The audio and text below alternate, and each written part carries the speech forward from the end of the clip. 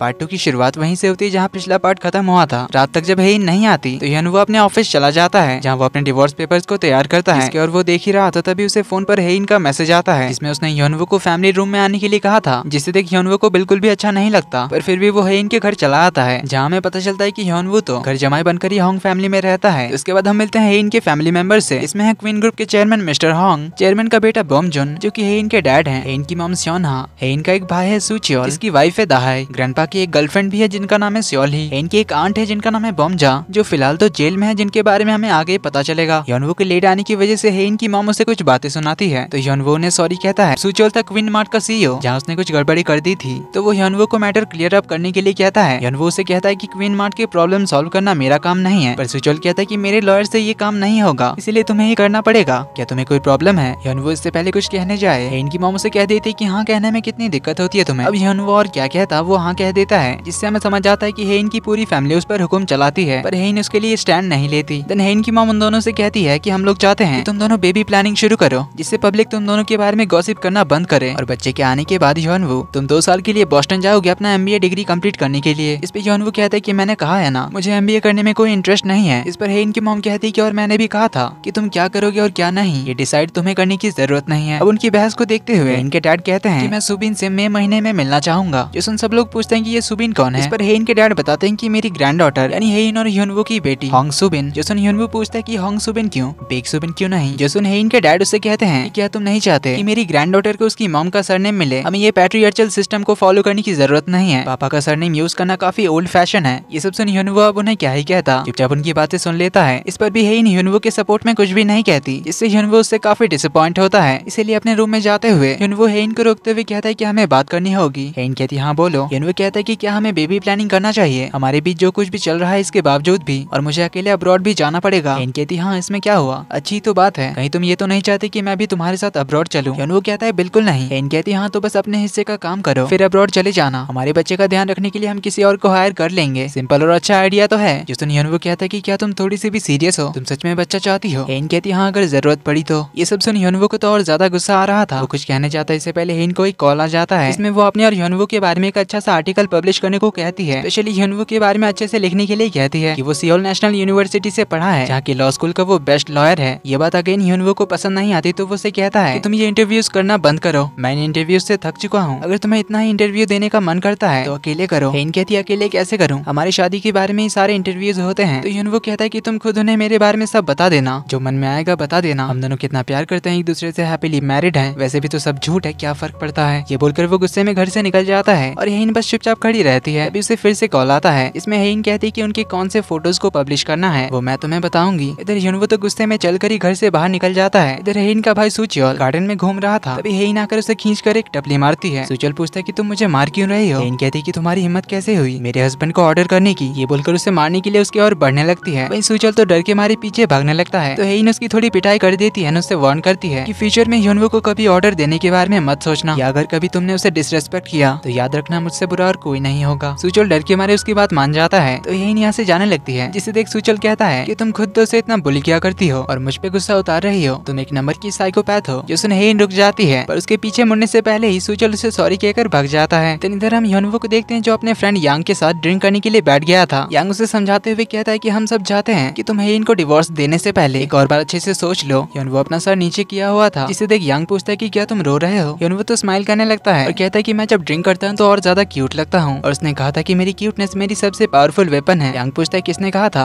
ह्योनवो कहता है कि हेइन ने कहा था। हेइन का नाम लेते ही उसके चेहरे से हंसी गायब हो जाती है, और इन 3 सालों में उसने जो कुछ भी झेला है वो सब बताते हुए ह्योनवो तो एकदम रो ही पड़ता है। बताता है कि उसने कहा था कि मैं क्यूट हूँ। यांग कहता है कि बस कर जा, अब ज्यादा हो रहा है। ह्योनवो तो रोते हुए कहने लग जाता है कि मैं इतना क्यूट क्यों हूँ, मेरी क्यूटनेस से वो इम्प्रेस क्यों हुई, मैंने उसका दिल क्यों धड़काया, और पता नहीं मुझे भी उससे प्यार क्यों हुआ, जिस वजह से मैंने अपनी खुद की लाइफ बर्बाद कर ली है। अगर मैं क्यूट नहीं होता तो वो मुझसे शादी नहीं करती, पता नहीं गॉड ने मुझे इतना क्यूट क्यों बनाया। यांग कहता है कि चल अब बहुत हो गया, घर चलते हैं, मेरी वाइफ भी घर पर वेट कर रही होगी। ह्योनवो तो और जोर से रोते हुए कहने लग जाता है कि मुझे घर नहीं जाना है, तू चला जा। यांग कहता है तुझे इस हालत में छोड़कर कैसे जाऊँ। ह्योनवो कहता है कि तू चला जा, मुझे कोई ना कोई आकर सही सलामत घर पहुंचा देंगे। यांग पूछता है कौन ले जाएगा। ह्योनवो कहता है कि वो लोग कहीं आसपास ही होंगे। तभी उसकी नजर पड़ती है थोड़ी दूर बैठे 2 आदमियों पर, तो वो यांग को उन्हें दिखाते हुए कहता है कि वो दोनों मुझे घर पहुंचा देंगे। यांग कहता है कि तुझे कुछ ज्यादा ही चढ़ गई है, कोई अनजान लोग तुम्हें क्यों ले जाएंगे। ह्योनवो कहता है देखना चाहेगा। ये बोलकर वो उड़ जाता है तो वो दोनों भी उड़ जाते हैं। ह्योनवो के बैठने पर वो दोनों भी बैठ जाते हैं। इस तरह 2-3 बार वो उठता बैठता है तो ये 2 आदमी भी उसके साथ उठते बैठते हैं, जिन्हें देखकर यांग हैरान रह जाता है। देन वो उसे बताता है कि मैंने जितनी बार भी इनसे डिवोर्स लूं या नहीं ये डिसाइड करने के लिए पत्तियां तोड़ी है, जवाब में हर बार नहीं ही आता है। यांग कहता है कि तो समझ लो किस्मत भी तुम दोनों को अलग नहीं होने देना चाहती। वो अपना रोना कंटिन्यू रखता है, कहता है कि इस दुनिया में कोई भी मेरे साइड नहीं है, इवन एक पत्ती भी मेरे साइड नहीं है। अब उसका रोना धोना देखकर यांग भी अपनी कहानी सुनाने लग जाता है, क्योंकि उसकी वाइफ भी हमेशा उस पर काफी गुस्सा करती है। यूनवू कब उसके लिए बुरा लगता है तो उसे कहता है कि जा भाई तू घर चला जा, वरना बेकार में तुझे भी अपनी वाइफ से डांट पड़ेगी। ये बोलकर वो अकेले ही रोने लग जाता है। फिर कुछ देर बाद वो अकेले ही चलते हुए घर की ओर जाने लगता है, ये चिल्लाते हुए कि कौन कहता है कि प्यार खूबसूरत होती है, इस प्यार ने मेरी लाइफ का वाट लगा रखा है। तभी वो उन दोनों को अपने पीछे आते हुए देखता है तो वो उन दोनों से कहने लगता है कि अबे जाओ ना तुम दोनों, मैं क्या अब शांति से रोते हुए घर भी नहीं जा सकता। जो वो दोनों दूसरी ओर जाने लगते हैं तो यूनवू सैड सॉन्ग गाता हुआ घर की ओर जाने लगता है। तो घर पहुंचकर वो हेन के रूम की ओर आने लगता है। हेन भी जाग रही थी, जो यूनवू के पैरों की आवाज सुनकर अपने रूम के दरवाजे के पास आती है, ताकि अगर यूनवू दरवाजा नॉक करे तो वो खोल सके। इधर यूनवू काफी देर तक हेन के रूम के बाहर ही खड़ा रहता है, पर वो उसके रूम में नहीं जाता। पीछे लौटकर वो अपने रूम चला आता है। उसके रूम का दरवाजा बंद होने की आवाज सुनकर हेन भी अपने बेड पर वापस आ जाती है। इससे हमें ये बात तो समझ आती है कि दोनों अब भी एक दूसरे से प्यार तो करते हैं। तो हेन अपने लैपटॉप में यूनवू के ही फोटोज देखने लगती है। यूनवू का स्माइल करता हुआ फोटो देख वो रियलाइज तो करती है कि उसने कितने टाइम से यूनवू को अपने सामने स्माइल करता हुआ नहीं देखा। वहीं अगले दिन यूनवू जेल आता है हेन की आंट बोमजा से मिलने के लिए, जहाँ हमें पता चलता है कि बोमजा की 3 शादी हो चुकी है, पर सबको उसने कुछ ही टाइम बाद डिवोर्स दे दिया था। इसने कंपनी के पैसों का घोटाला किया था। इसके बारे में चेयरमैन को पता चल गया था। इससे बोमजा को लगा था इस बारे में चेयरमैन की गर्लफ्रेंड यानी कि सोली ने चेयरमैन को बताया होगा, इसीलिए बोमजा ने सोली पर अटैक कर दिया था। इससे गुस्सा होकर चेयरमैन ने बोमजा को जेल में डलवा दिया था, पर अब उन्हें बोमजा की तबीयत की फिक्र हो रही थी, इसीलिए उन्होंने यूनवू को यहाँ उनकी बेल कराने के लिए भेजा था। तो आज ही हेन की ग्रैंडमा यानी चेयरमैन की वाइफ का डेथ एनिवर्सरी था, तो उनकी मेमोरियल सर्विस पे सभी लोग आए थे। यहाँ हमें चेयरमैन के सबसे बड़े बेटे बॉम्सियो के बारे में पता चलता है। इसका अपने डैड यानी चेयरमैन के साथ झगड़ा होने की वजह से अब्रॉड चला गया था और आज वो भी मेमोरियल सर्विस में आने वाला था। इसी के साथ होंग फैमिली के सारे सन इन लॉज आए होते हैं, क्योंकि होंग फैमिली का ये ट्रेडिशन था कि मेमोरियल सर्विस में होंग फैमिली में जितने भी सन इन लॉज हैं वो सभी मेमोरियल सर्विस की तैयारी करते हैं, स्पेशली सारा खाना बनाते हैं। तो हेन और सुजोल के जितने भी सारे कजिन्स थे उन सबके हस्बैंड्स एंड इवन यूनवू भी उनके साथ मिलकर सारी तैयारी कर रहा था, जहाँ हमें पता चलता है कि होंग फैमिली के सारे सन इन लॉज का सेम हाल था। सभी लोग इस होंग फैमिली से बहुत परेशान थे, लेकिन इन सभी को यूनवू के लिए ज्यादा बुरा लगता था, क्योंकि ये सभी तो हेन के दूर के कजन सिस्टर्स के हस्बैंड्स थे, पर यूनवू तो इस पूरे क्वीन ग्रुप के सीईओ का हस्बैंड था, इसीलिए उसे कितना कुछ झेलना पड़ता होगा। तो यूनवू उन सबको गॉसिप छोड़कर काम में ध्यान देने के लिए कहता है। इधर चेयरमैन की गर्लफ्रेंड सोली भी पहुंच जाती है, जिन्हें यहाँ कोई ज्यादा पसंद तो नहीं करता था, और चेयरमैन की वजह से कोई उन्हें कुछ कह भी नहीं पाता था। तो कुछ ही देर में मेमोरियल सर्विस शुरू होती है, लेकिन उसी के दौरान बोमजा एंट्री मारती है, जो आते ही यहाँ पर हंगामा शुरू कर देती है। स्पेशली उसे अपने डैड यानी चेयरमैन की गर्लफ्रेंड से प्रॉब्लम थी। वो तो यहाँ चिल्ला चिल्ला कर कहने लग जाती है इसी सोली ने हमारी मॉम को मारा है और तुम लोग इसे मेरी मॉम की मेमोरियल सर्विस में कैसे एंट्री दे सकते हो। वो अपने डैड अपने भाई से यही सब कहने लग जाती है। इनके डैड उसे समझाते हैं कि हमारी मॉम की डेथ हार्ट अटैक से हुई है, मिस सोली की वजह से नहीं हुई, पर बोमजा अपनी जिद पे अड़ी रहती है कि वो हार्ट अटैक भी इसी की वजह से आया था, हमारी मॉम को इसी ने मारा है। बोमजा अपने मॉम के भाई यानी कि अपने मामा से कहती है कि आपको मेरी बातों पर बिलीव करना ही होगा कि आपकी लाडली बहन को इसी सोली ने मारा है। मामा जी भी उसे बताते हैं कि हमारी फैमिली में सभी को हार्ट की प्रॉब्लम थी और एक नॉर्मल हार्ट अटैक से ही उनकी मौत हुई है। तो इनके डैड उसे शांत कराते हैं और इस मेमोरियल सर्विस को कंटिन्यू रखते हैं। चेयरमैन का बड़ा बेटा गेट के बाहर ही था, जिसे ऊपर से चेयरमैन देखकर कहते हैं कि ये बस यहाँ पे नाटक करने आया है, इसे बस यहाँ आकर अपनी फोटो खिंचानी थी, जिससे हमें समझ आता है कि इन दोनों का अच्छा खासा झगड़ा हुआ है। अब आज ही यूनवू के डैड का बर्थडे था, लेकिन इस मेमोरियल सर्विस की वजह से